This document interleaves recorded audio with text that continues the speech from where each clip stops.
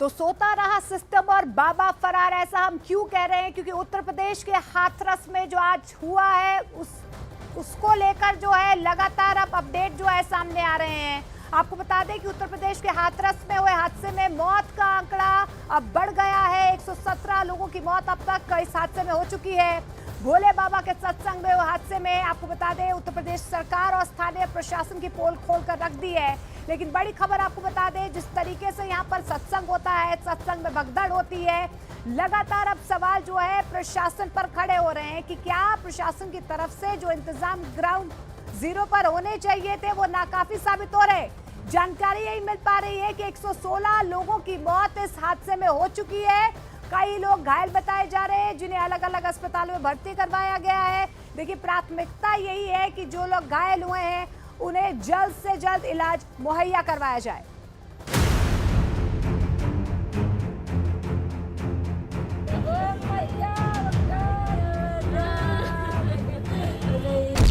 भोले बाबा के सत्संग में मौत की भगदड़।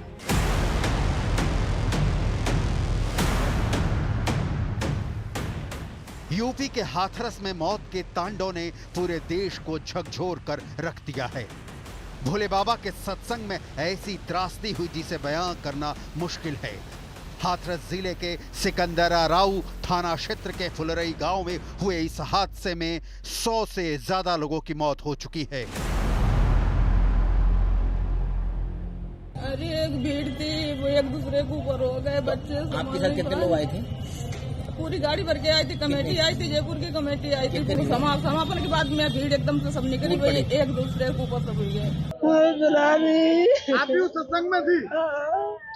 क्या क्या चल रहा था?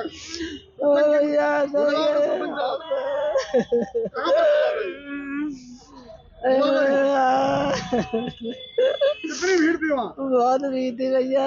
कैसे हुआ हादसा ये? भैया नीचे दल गए, बहुत पवन के ऊपर निकल गई। एक संग भीड़ आई है सुबह में। भोले बाबा का सत्संग चल रहा था? फिर क्या हुआ? भोले बाबा की सत्संग में भीड़ हम दब गए। 100 से ज्यादा मौतों पर कई सवाल खड़े हो रहे हैं कि आखिर इस त्रासदी का जिम्मेदार कौन है। पीड़ित और मौके पर मौजूद चश्मदीदों के मुताबिक भोले बाबा के सत्संग में उस वक्त भगदड़ शुरू हुई जब 50,000 से ज्यादा लोग भोले बाबा का आशीर्वाद हासिल करने के लिए भागने लगे और देखते ही देखते लोगों ने एक दूसरे को रौंद डाला। 2 घंटा हो गए तो जिंदा मार रहे हैं, तो एक भी व्यवस्था नहीं है इनके पास। पुलिस प्रशासन की जिम्मेवारी के हिसाब से ये इतना कांड हुआ है। पुलिस प्रशासन ने एक रोड जो बंद था, जाम लगा हुआ था रात 11 बजे से, वो जाम खुलवाया पुलिस प्रशासन ने और उसकी वजह से ये दुर्घटना हुई। 100-150 चले गए। कितने लोगों की मौत? 100-150 आदमी चले गए यहाँ से, 200 के लमसम चले गए। और अभी तक कोई लाइट नहीं, एक डॉक्टर थे, बाकी के कोई नहीं। हादसे की खबर आग की तरफ फैल गई। पीएम नरेंद्र मोदी ने भी सदन में भाषण के दौरान इस बेहद दर्दनाक घटना पर दुख जताया और हर संभव मदद का भरोसा दिया है। पीएम मोदी ने सीएम योगी आदित्यनाथ से हादसे पर पूरी जानकारी ली है। यूपी के हाथरस में जो भगदड़ हुई उसमें अनेकों लोगों की दुखद मृत्यु होने की जानकारी आ रही है। जिन लोगों की इस हादसे में जान गई है, मैं उनके प्रति अपनी संवेदना व्यक्त करता हूं। सदन के माध्यम से सभी को यह भरोसा देता हूं कि पीड़ितों की हर तरह से मदद की जाएगी। राज्य सरकार इस पूरी घटना की तह में जाएगा। यह हादसा है या साजिश, यह भी हम इसकी तह में जाकर के इसको देखेंगे। मौके पर मौजूद न्यूज 18 इंडिया की टीम को जो हालात दिखे और पीड़ितों ने जो बताया वो हैरान करने वाला था। आपके घर वाले गए हुए थे आयोजन में, क्या हुआ है उसके बाद? सर, मेरा जब हमने न्यूज देखी टीवी पे, पता चला कि वहाँ पर बहुत बड़ा हादसा हो गया, तो वहाँ से हम तुरंत ही बाइक लेके निकले। यहाँ पर आके पता चल रहा, हमें कुछ भी पता नहीं चल रहा। लेकिन मेरा एक भाई और भाभी जी थे, वो भाई तो घर पहुँच गए, उनके पास मोबाइल था, वो तो पहुंच गए, अभी फोन आया कि वो तो पहुंच गए, लेकिन भाभी का पता नहीं चल रहा। एक बार फोटो आप जरा दिखा दीजिए। ये इनकी भाभी जी हैं, ये लापता हैं और इस तरीके से दर्जनों लोग हैं जो लापता हैं हादसे के बाद से। और आपके भी बड़े भैया, हमारे बड़े भैया मिल रही है, फोन स्विच ऑफ डला मिला है, मेरे बड़े भैया नहीं मिल रहे, भाभी बेहोश मिली है, पता डली हुई, फोटो ये पड़ा है। तो ये दर्द है लोगों की आंसुओं से झलक रहा है और इस तरीके से हजारों कहानियां यहाँ पर मैं देख पा रहा हूँ और लोग अपनों की तलाश में यहाँ पर हैं। ये इनके बड़े भाई की फोटो है। ईश्वर जरा दिखाइएगा, शायद इन तक ये खबर पहुंचे तो परिवार इन तक पहुंच सके। वहीं हाथरस के हादसे पर सीएम योगी आदित्यनाथ ने दुख जताया है।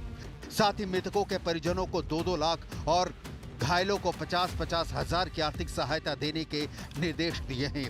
यूपी के कई मंत्री हाथरस पहुंचने वाले हैं। पीड़ित परिवार को 50,000 रुपए घायलों को और 2 लाख रुपए मृतक परिवारों को दिए जाएंगे। इसमें प्राइवेट अस्पतालों में प्राइवेट अस्पतालों में भी सरकार इलाज करा रही है और सरकारी अस्पतालों में भी इलाज करा रही है, आयुष्मान अस्पतालों में भी इलाज करा रही है। हाथरस हादसे पर राहुल गांधी, प्रियंका गांधी समेत विपक्ष के तमाम नेताओं ने दुख जताया और हादसे पर बड़े सवाल खड़े किए हैं। सबको कंडोलेंसेस देता हूं और बहुत दुख का समय है। सरकार को लोगों की मदद करनी चाहिए। ध्यान नहीं देंगे तो ऐसी घटना ही होंगी।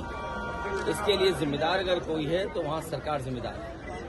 मरने वालों की मदद हो, उनके परिवार के लोगों का पूरा इंतजाम हो, जो अगर घायल हैं जिनको इलाज की जरूरत है, हमें उम्मीद है कि सरकार उनका इलाज अच्छा कराएगी। हाथरस का जो वाक़या है बड़ा तकलीफ की बात है और क्यों हुआ, कैसे हुआ, क्यों वहाँ की सरकार या किसी से मैनेज नहीं कर सका, बड़ी अफसोस की बात है।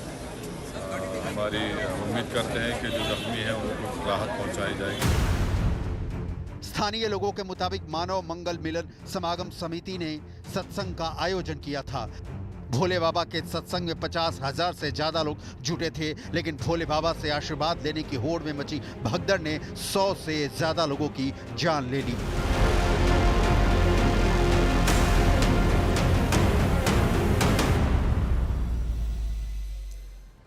तो हाथरस से जो तस्वीरें सामने आ रही है वो बेहद भयावह है, डरावनी है, हृदय विदारक है। अब हर किसी के चेहरे पर पीड़ा, दर्द जो है वो नजर आ रहा है। किसी ने अपनों को खोया है, किसी ने अपने माता को खोया है, किसी ने पिता को खोया है। लेकिन मेरे 2 सहयोगी हमारे साथ जुड़ रहे हैं, अमित और मानव हमारे साथ लगातार बने हुए हैं। मानव, क्या जानकारी मिल पा रही है, क्योंकि आप तो वहां पर मौजूद हैं जहां पर ये हादसा बरपा है, जहां पर एक सत्संग हो रहा था। क्या अभी भी वहां पर बड़ी तादाद में लोग हैं, अपनों को तलाश रहे हैं? देखिए, फिलहाल यहाँ से प्रशासन के लोग जा चुके हैं। एक बस यहाँ पर जरूर है, उनसे हमने बातचीत की है, वो बातचीत में हम आगे अपने दर्शकों को दिखाएंगे। और करीब वो लोग यहाँ पर इंतजार कर रहे हैं क्योंकि उनके कुछ लोग गुम हो गए। लेकिन मैं फिलहाल आपको दिखा दूं कि जहाँ मैं मौजूद हूँ ये वो बड़ा सा द्वार है और इसी द्वार से लोगों को बाहर जाना था। घटना कैसे हुई, हादसा कैसे हुआ, ये जांच का विषय जरूर है। लेकिन आसपास अगर आप देखेंगे तो आपको नेशनल हाईवे दिखाई पड़ेगा और जो आसपास के लोग हैं वो ये कह रहे हैं कि ये पूरा जो रास्ता है बाहर जाने का वो ब्लॉक कर दिया गया था। जो अनुयायी थे उनकी गाड़ियां लगी हुई थी, पूरा रास्ता जाम कर दिया था। ये एक बड़ा कारण है कि लोग यहाँ से बाहर नहीं जा पाए क्योंकि हजारों की तादाद को बाहर निकालने के लिए दरवाजा काफी छोटा है। काफी छोटा था, यानी कि संख्या बहुत ज्यादा हो रही थी। पूरे रास्ते बंद थे। उधर गेट से आए थे, इधर गेट से मेन हाईवे की तरफ बाबा चढ़ रहे थे। उनकी चरणों की धूल के लिए जो पब्लिक भाग गई। बिल्कुल मानव, और यहाँ तो सीधे कहीं ना कहीं प्रशासन के इंतजामों को लेकर सवाल खड़े हो रहे हैं ना। ये पंडाल के अंदर थोड़ी हादसा हुआ, ये तो पंडाल के बाहर हुआ है। जब सत्संग खत्म हुआ उसके बाद जो है बाबा के पांव छूने के लिए जो है भीड़ उनके पीछे चली गई, तो प्रशासन कहाँ था, ये सवाल बना हुआ है। अमित लगातार हमारे साथ बने हुए हैं। अमित, आपको क्या अभी ताजा अपडेट मिल पा रहा है? 116 लोगों की मौत का आंकड़ा जो है अब सामने आ रहा है। कितने लोग घायल बताए जा रहे हैं प्रशासन की तरफ से और क्या इंतजाम किए जा रहे हैं? देखिए, 116 लोगों की मौत की पुष्टि हो चुकी है। 18 लोग गंभीर हालत में घायल है। 116 में से अगर हम बात करें तो 1 पुरुष है, 7 बच्चे हैं और बाकी सभी महिलाएं हैं। अब जरा हम बाबा पर बात कर लेते हैं। बाबा का जो असली नाम है वो नाम है सूरज पाल उर्फ बाबा साकार हरि।